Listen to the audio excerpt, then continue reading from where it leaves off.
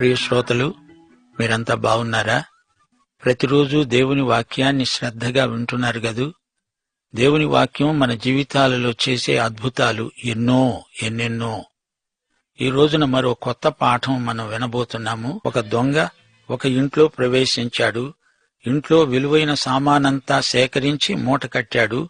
మోయగలిగినంత పట్టుకుపోవాలని, అయినా అంత తొందరెందుకని, చుట్టుపక్కల అలికిడేమీ లేదు గదా అని అక్కడే భోజనపు బల్ల ఉంటే దాని ముందు కుర్చీలో కూర్చున్నాడు.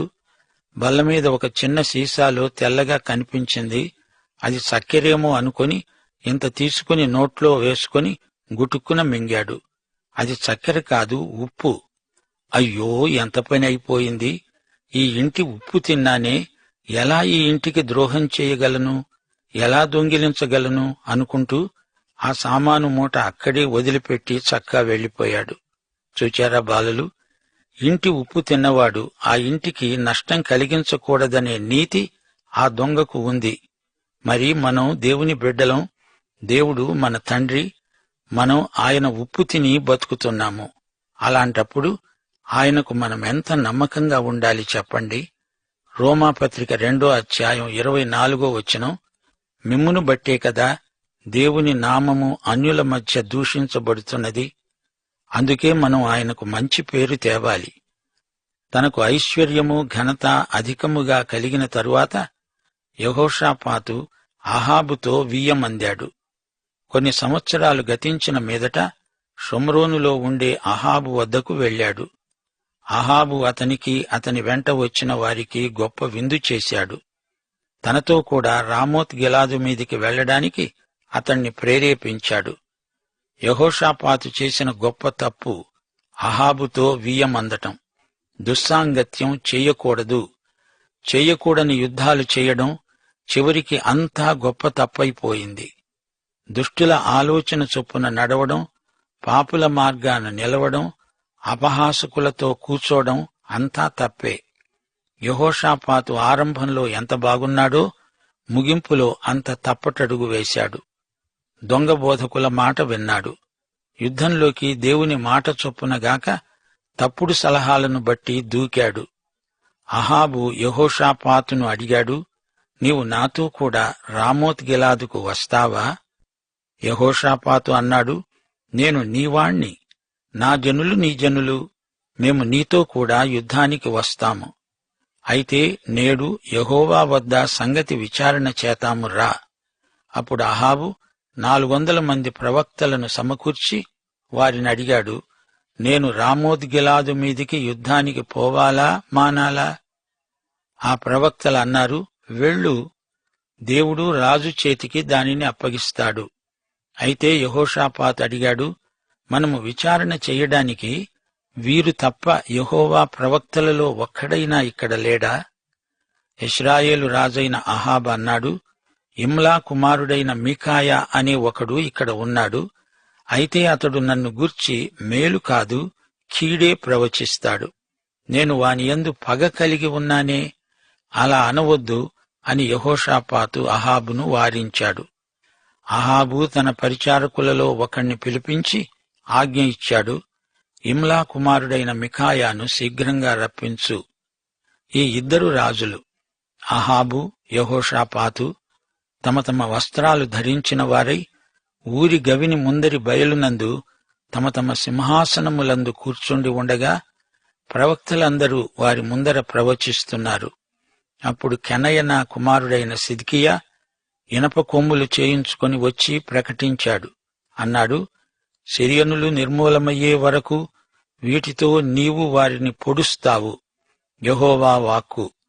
ప్రవక్తలందరూ ఆ ప్రకారంగానే ప్రకటిస్తూ, యెహోవా రామోత్ గిలాదును రాజు చేతికి అప్పగిస్తాడు, దాని మీదికి పోయి జయమొందు అన్నారు. దైవసేవకుల మీదికి ఈ రోజున కూడా ఒత్తిడి వస్తున్నది. దైవసేవకులు అలాంటి ఒత్తిడిని నిరోధించి నిలవాలి, గెలవాలి. దొంగ ప్రవక్తలను పసిగట్టే వివేచన శక్తి మనకుండాలి. ఈ విషయంలో చాలా మెలకువగా ఉండాలి. సిద్కియా ఇనుప కొమ్ములను చూచి మోసపోకండి. దృశ్య శ్రవణ సాధనాలతో ప్రజలను పెడదోవ పట్టించే దొంగ బోధకులున్నారు, జాగ్రత్త. మొదటి కీర్తన చివరి వచనాలు మననం చేసుకోవలసిన వచనాలు. నీతిమంతుల మార్గం యెహోవాకు తెలుసు, దుష్టుల మార్గం నాశనానికి నడుపుతుంది. మికాయాను పిలవడానికి పోయిన దూత అతణ్ణి కనుగొని అన్నాడు, ప్రవక్తలు రాజు విషయమై ఏకముఖంగా మేలే పలుకుతున్నారు.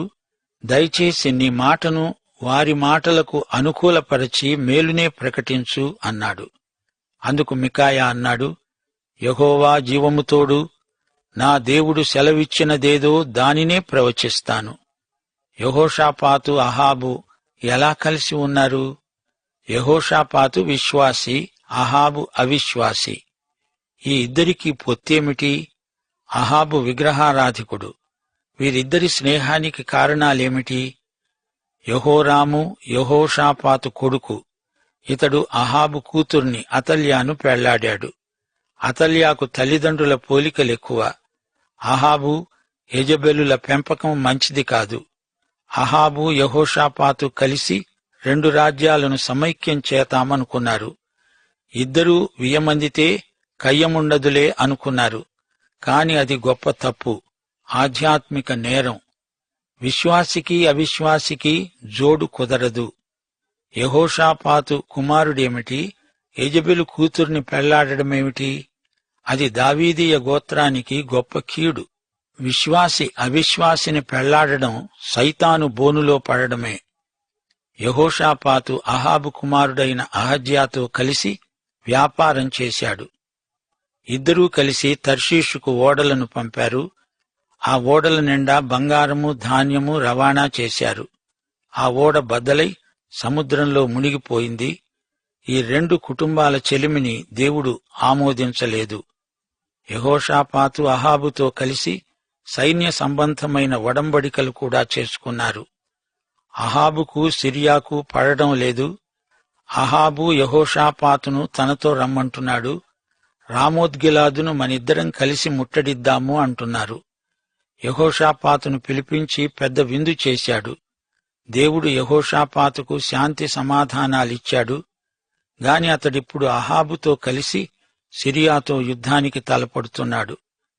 యెహోషాపాతు దేవుణ్ణి సంప్రదిద్దాము అంటున్నాడు. అయితే అహాబు బయలు ప్రవక్తలను పిలువనంపాడు. యెహోషాపాతు ఈ బయలు పూజారులను అంగీకరించలేదు. ఈ రోజున సత్యవాక్యాన్ని ప్రకటించినందుకు మంచి బోధకులను ద్వేషించేవారున్నారు. నిజమాడితే నిష్ఠురం. గలతీ పత్రిక 4వ అధ్యాయం 16వ వచనంలో పౌలన్నాడు, నేను మీతో నిజమాడినందుకు మీకు శత్రువునయ్యానా? మికాయా మంచి ప్రవక్త. అతడు దేవుని వాక్యం ఉన్నది ఉన్నట్లు ప్రకటిస్తాడు. అయితే అహాబు బయలు ప్రవక్తలను పిలువనంపాడు. 400 మంది బయలు ప్రవక్తలు. వీరంతా కలిసి అంటున్నారు, రాజా, సిరియాపై దండెత్తి వెళ్ళు. సిద్కియా నాటకీయత ఉట్టిపడేటట్లు ఇనుప కొమ్ములను చూపుతూ, రాజా, నీవు శత్రువును ఈ విధంగా పొడుస్తావు అని ప్రకటిస్తున్నాడు. మిగతా ప్రవక్తలందరూ అతనికి వంత పలుకుతున్నారు. 2 రాజులు సింహాసనాసీనులై ఉన్నారు. అహాబు మికాయాకు లంచమివ్వాలని చూచాడు. నీవు ఇతర ప్రవక్తలలాగే వారితో ఏకీభవించి పలుకు అంటున్నాడు అహాబు. మికాయా దేవుని పక్షాన నిలిచాడు. రాజు తెచ్చిన ఒత్తిడికి తాను లొంగలేదు. 16వ వచనం. మికాయా దేవుని మాట నిష్కర్షగా చెబుతున్నాడు. కాపరిలేని గొర్రెల వలనే ఇశ్రాయేలు వారందరూ పర్వతముల మీద చెదరిపోవటం చూచాను. వీరికి యజమానుడు లేడని, వీరిలో ప్రతివాడు తన ఇంటికి సమాధానముగా పోవాలని యెహోవా సెలవిచ్చాడు. యెహోవా మాట వినండి. యెహోవా తన సింహాసనముపై ఆసీనుడై ఉండడము, పరమండల సైన్యమంతా ఆయన కుడిప్రక్కన ఎడమ ప్రక్కన నిలువబడడము నేను చూచాను. యెహోవా అడుగుతున్నాడు, అహాబు రామోత్గిలాదు మీదికి పోయి పడిపోవునట్లు ఎవరు అతణ్ణి ప్రేరేపిస్తారు?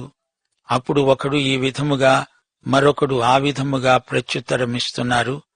అప్పుడు ఒక ఆత్మ వచ్చి యెహోవా ఎదుట నిలువబడి, నేను అతణ్ణి ప్రేరేపిస్తాను అని చెప్పగా, యెహోవా దేనిచేత అని ప్రశ్నించాడు. అందుకు ఆ ఆత్మ, నేను బయలుదేరి అతని ప్రవక్తలందరి నోట అబద్ధములాడే ఆత్మగా ఉంటాను అని చెప్పగా యెహోవా అన్నాడు, నీవతణ్ణి ప్రేరేపించి జయిస్తావు. ఆ ప్రకారముగా చెయ్యి. యెహోవా నీ ప్రవక్తలైన వీరి నోట అబద్ధాలాడే ఆత్మను ఉంచాడు. యెహోవా నీ మీద కీడు పలికించి ఉన్నాడు అని చెప్పాడు. మీకాయా ఉపమానం విచిత్రమైనది. దాని భావమిదే: ఈ ప్రవక్తలందరూ పచ్చి అబద్ధికులు. ఈ ప్రవక్తలు నిజం చెప్పటం లేదు. దేవుడు నీకు తీర్పు తీరుస్తాడు. అహాబుకు కోపం వచ్చింది. సిద్కియా వచ్చి మికాయాను చెంపమీద కొట్టాడు. అన్నాడు, నీతో మాట్లాడడానికి యెహోవా ఆత్మ నా వద్ద నుండి ఏ మార్గాన పోయింది? మికాయా అన్నాడు, దాక్కోటానికి నీవు లోపలి గదిలోకి వెళ్లే రోజు దాన్ని తెలుసుకుంటావు. అహాబు ఆజ్ఞ ఇచ్చాడు, నేను సురక్షితంగా తిరిగి వచ్చే వరకు వీణ్ణి చెరలో పెట్టండి, క్లేశాన్న పానములు వీడికి ఇవ్వండి. మికాయా అన్నాడు, నీవే గనుక సురక్షితంగా తిరిగి వస్తే యెహోవా నా ద్వారా పలకనే లేదు. సమస్త జనులారా, మీరిది ఆలకించండి. అహాబు యెహోషాపాతు ఇద్దరూ రామోత్గిలాదు మీదికి పోయారు. అహాబు మారువేషం వేసుకున్నాడు. యెహోషాపాతు రాజవస్త్రాలు ధరించి ఉన్నాడు. సిరియా రాజు ఆజ్ఞ ఇచ్చాడు, మీరు అహాబుతోనే యుద్ధం చెయ్యాలి, మరెవరితోనూ కాదు. యెహోషాపాతును చూచి రథాధిపతులు అతడే అహాబ్ అనుకున్నారు. అయితే యెహోషాపాతు మొర్రపెట్టినందున దేవుడతనికి సహాయం చేశాడు. దేవుడు అతని యొద్ద నుండి వారు తొలగిపోయేటట్లుగా చేశాడు. అతడు ఇశ్రాయేలు రాజు కాడని తెలుసుకొని వారు అతణ్ణి తరమటం మాని తిరిగిపోయారు. అప్పుడు ఒకడు గురి చూడకుండా తన వింటిని ఎక్కుపెట్టి అహాబు రాజును అతని కవచపు బందుల సందున కొట్టగా అతడన్నాడు, నాకు గాయం తగిలింది, సారథి, నీ చెయ్యి తిప్పి దండులో నుండి నన్ను తీసుకొని పో. ఆ రోజున యుద్ధం ప్రబలమైంది. అయినా అహాబు అస్తమయము వరకు సిరియనులకు ఎదురుగా తన రథమందు నిలిచాడు. పొద్దుగుంకే వేళ అతడు చనిపోయాడు. అహాబు గొప్ప వంచకుడు. తాను మారువేషంలో ఉండి యెహోషాపాతును ప్రమాదానికి గురిచేశాడు. అయినా దేవుడు యెహోషాపాతును కాపాడాడు. అహాబు హతమయ్యాడు. మికాయా ప్రవచనం నెరవేరింది. యెహోషాపాతు క్షేమంగా ఉన్నాడు. ఈ అనుభవంతో అతనికి తెలివి వచ్చింది. ఇప్పుడు 19వ అధ్యాయం వినండి. యెహోషాపాతు సురక్షితంగా తన నగరుకు తిరిగి వచ్చాడు. అప్పుడు యెహూ అతణ్ణి కలుసుకునేందుకు వచ్చాడు. ఇతడొక ప్రవక్త. ఇతడన్నాడు, నీవు యెహోవా శత్రువులకు స్నేహితుడివయ్యావా? యెహోవా కోపం నీ మీదికి వస్తుంది. నీ యందు మంచి క్రియలు కనపడుతున్నాయి. దేవుని యొద్ద విచారణ చేయడానికి మనస్సు నిలుపుకున్నావు. దేశములో నుండి దేవతాస్తంభాలు తీసివేశావు. యెహోషాపాతు బెయర్షబా నుండి ఎఫ్రాయిము మన్యము వరకు జనుల మధ్య సంచరిస్తూ వారిని యెహోవా వైపునకు మళ్లించాడు. 5వ వచనం. అతడు ఆయా పట్టణాలలో అనగా దేశమందు యూదావారున్న బురుజులు గల పట్టణములన్నిటిలో న్యాయాధిపతులను నిర్ణయించి వారికి ఆజ్ఞాపించాడు, మీరు యెహోవా నియమమును బట్టే కాని మనుష్యుల నియమమును బట్టి తీర్పు తీర్చవలసిన వారు కారు. ఆయన మీతో కూడా ఉంటాడు గనుక మీరు తీర్చే తీర్పు బహు జాగ్రత్తగా చెయ్యండి. యెహోవా భయము మీ మీద ఉండునుగాక. హెచ్చరికగా ఉండి తీర్పు తీర్చండి. మన దేవుడైన యెహోవాయందు దౌష్ట్యము లేదు. ఆయన పక్షపాతి కాడు. యెహోషాపాతు న్యాయం జరిగించడానికి, సందేహాంశములను పరిష్కరించడానికి లేవీయులను, యాజకులను, పెద్దలను నియమించాడు, ఆజ్ఞాపించాడు. యెహోవాయందు భయభక్తులు గలవారై నమ్మకంగా యథార్థ మనస్సుతో మీరు ప్రవర్తించాలి. ఆయా పట్టణాలలో నివసించే మీ సహోదరులు తెచ్చే ఏ సంగతినే కాని మీరు విమర్శించేటప్పుడు నరహత్యను గురించి, ధర్మశాస్త్రమును గురించి, ధర్మమును గురించి, కట్టడలను గురించి, న్యాయమును గురించి వారికి హెచ్చరిక చెయ్యండి. వారు యెహోవా దృష్టికి ఏ అపరాధము చేయకుండా చూడండి. మీ మీదికి మీ సహోదరుల మీదికి దేవుని కోపము రాకుండా చూసుకోండి. మీరు అలా చేస్తే అపరాధులు కాకుండా ఉంటారు. ధైర్యం వహించండి. మేలు చేయడానికి యెహోవా మీతో కూడా ఉంటాడు.